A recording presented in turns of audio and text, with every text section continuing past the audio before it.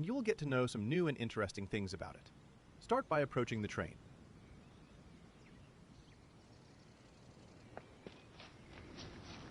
Let's begin our walk around by checking the exterior. Check that the buffers aren't pushed inside. Continue by looking under and checking that nothing is hanging from the bogies. Also check that the fuel caps aren't missing and air intakes aren't full of grass or snow.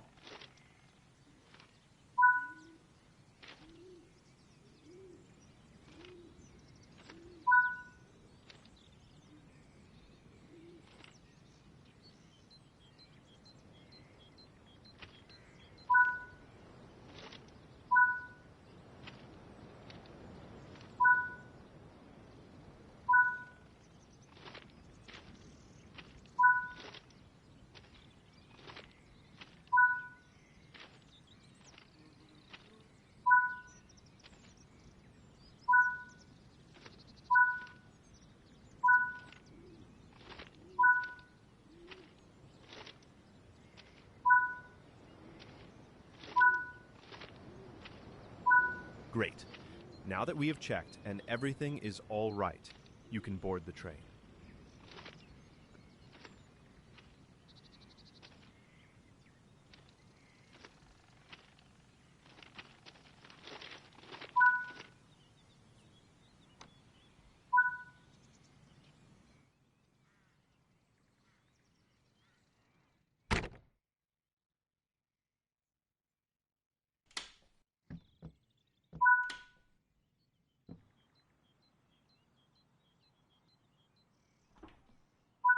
Here we are looking at the RTO. You can operate train heating and lights from here. It is also possible to turn on the engine preheating here. Proceed further into the train. We will stop at the air cabinet.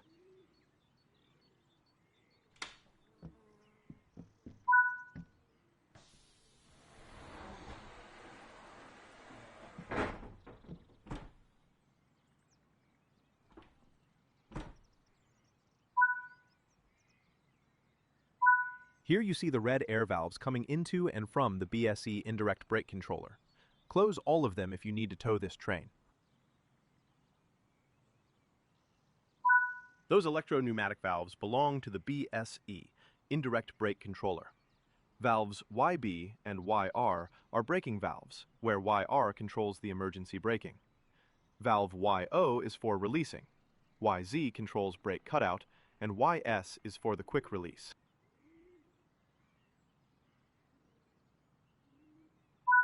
Those electro-pneumatic valves belong to the BPE direct brake controller.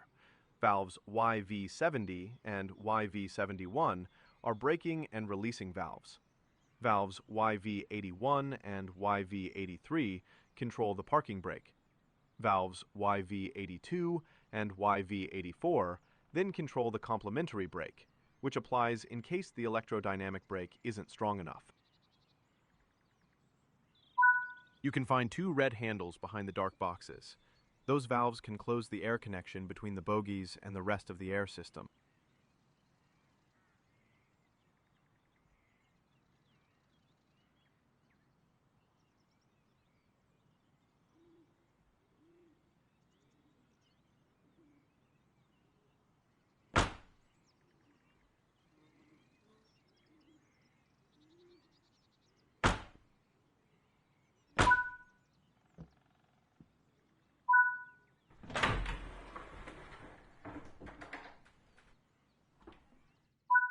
Here is the brain of this vehicle, the central computer and traction regulator.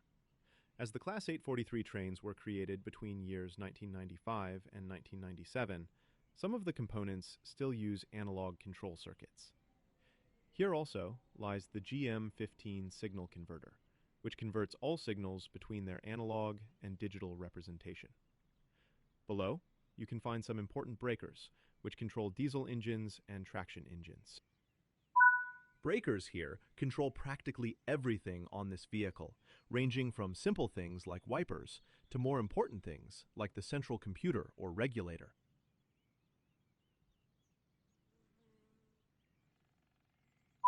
Switches here can switch between normal and backup type of regulation. You can also disable inputs into regulator, which could render the vehicle unusable for a while, but can be helpful with some problem solving. The little switch is particularly important, as it can turn on the maximum level of engine coolings.